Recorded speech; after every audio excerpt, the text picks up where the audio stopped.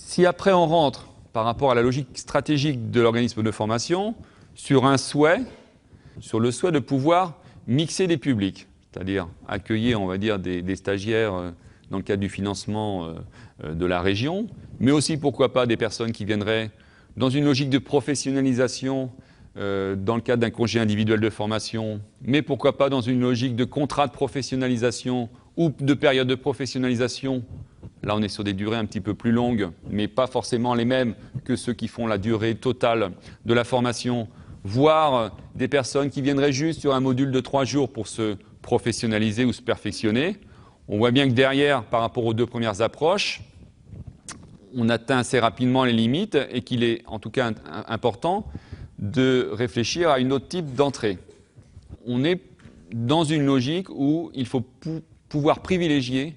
une entrée par des compétences, une entrée par des situations professionnelles. Avec soit des modules, un même module par exemple, qui pourrait être calibré sur 3 journées, qui renfermerait des savoirs, c'est-à-dire des moments où on va travailler sur des maths, du français, de l'anglais, etc. Du savoir-faire, donc sous forme d'ateliers ou d'approches plutôt très professionnelles, et des travaux aussi plutôt sur l'aspect savoir-être, oui.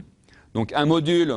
organisé, structuré, où à l'intérieur il y aurait différents types de disciplines, différents types de formateurs intervenants, mais il y aurait une cohérence, c'est-à-dire du lundi au mercredi on fait que ça, et les formateurs, ils ont un contenu bien précis pour ces 3 journées-là.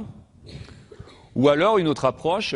c'est-à-dire un module qui va être centré sur des savoir-faire, et puis en parallèle, des modules qui vont être plutôt de type savoir ou savoir-être ou des compétences transversales.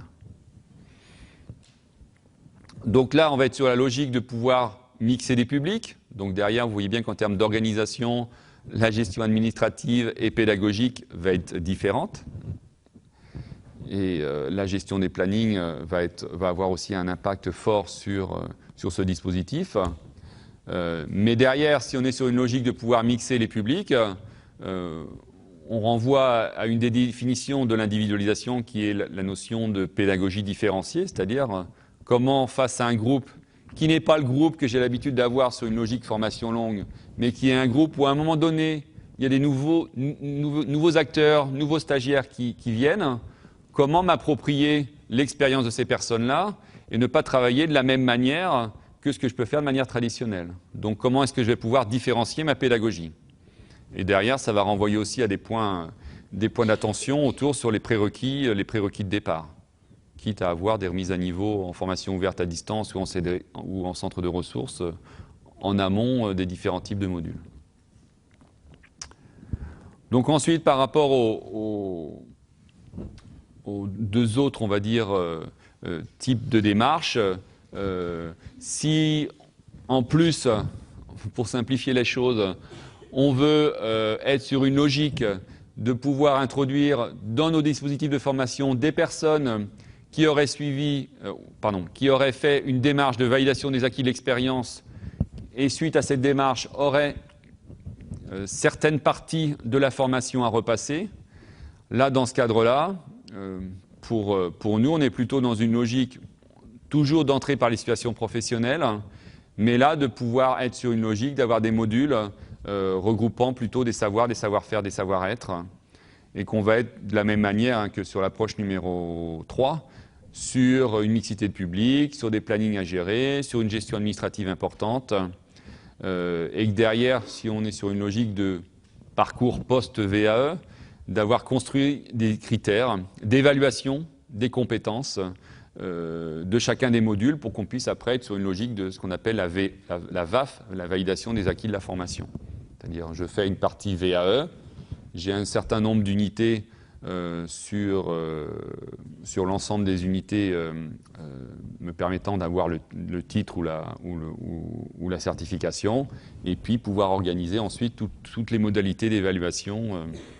vis-à-vis de la validation des acquis de la formation. Et puis après, donc, si on va encore plus sur une mixité et de public et de diplôme, on peut arriver à on va dire une 5e approche, que d'aucuns pourraient dire d'usine à gaz, mais qui serait, on va dire, un dispositif très complexe, où on serait toujours centré sur des situations professionnelles, où on travaillerait plutôt sur des modules avec des compétences à acquérir, des savoir-faire, et puis peut-être élaborer des modules complémentaires, des modules transversaux, par exemple sur des savoirs en mathématiques, en microbiologie. Et puis derrière, on serait sur les mêmes types d'impact sur l'organisation et les mêmes types de conséquences en termes d'évaluation des prérequis de départ. Qui dit individualisation dit qu'un des moyens, ou en tout cas une des conditions, c'est de travailler sur les dispositifs, et un des moyens, c'est d'avoir une approche modulaire. Mais qui dit approche modulaire ne dit pas forcément avoir un même type de modèle, et que bien sûr une approche modulaire doit s'adapter à un environnement, c'est-à-dire aux organismes de formation, à ses contraintes, pourquoi pas au type de ressources humaines qu'il y a dans la structure. Juste rappeler des éléments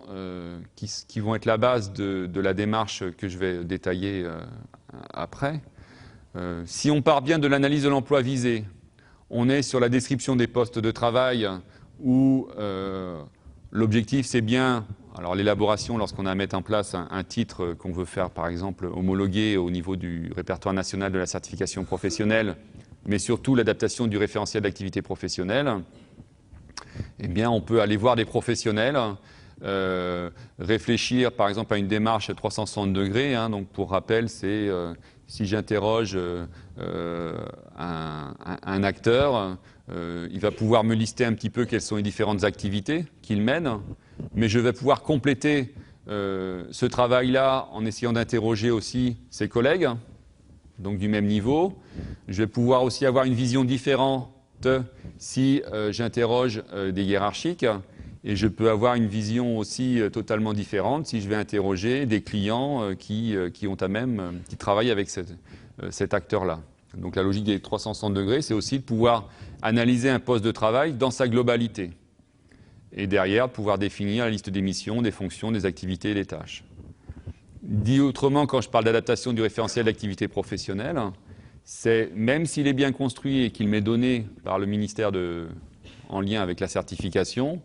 on a travaillé, nous, avec les équipes pour essayer de vérifier l'adaptation de ce référentiel d'activité professionnelle en essayant d'aller voir aussi des professionnels pour pouvoir voir s'il n'y a pas des éléments qui auraient bougé par rapport à, on va dire, à le RAP qui a été fait à un moment donné et puis l'emploi. On est dans une logique d'évolution rapide des métiers et des emplois, donc pouvoir en tout cas réfléchir sur les évolutions du référentiel d'activité professionnelle. L'adaptation du référentiel de compétences, de la même manière, on est autour du repérage des savoirs, savoir-faire, savoir-être, mais aussi de ce qu'on appelle des capacités cognitives ou des compétences transversales ou transférables nécessaires pour assurer les activités.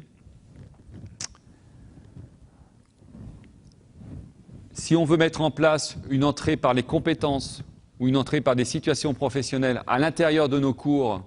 eh bien, il peut être intéressant d'aller observer des professionnels, voir un petit peu quelle peut être la différence entre ce qu'on appelle des activités prescrites et des activités réelles. De la même manière, si on forme un stagiaire et qu'on l'amène à travailler, par exemple, si je reprends l'exemple de la cuisine, si je le fais travailler dans un restaurant d'application, dans un contexte de formation, est-ce que c'est la même chose que si je le mets à travailler dans un contexte professionnel aux alentours de midi quand il y a le coup de bourre? Donc, ce que je suis capable de gérer dans un contexte de formation, est-ce que je suis capable de le gérer dans un contexte professionnel, dans un environnement qui est spécifique, à des moments spécifiques, avec des aléas, des paradoxes, des dysfonctionnements? Donc derrière, c'est de pouvoir identifier des situations clés ou des situations problèmes que l'on pourrait utiliser en tant que formateur dans le cadre de nos formations. Et puis, pointer les degrés de maîtrise nécessaires pour être performant dans son activité. Là, ça renvoie au recensement des compétences de type application, adaptation, innovation. On voit bien qu'en fonction des différents degrés, si on est à niveau 5, niveau 4 ou niveau 3,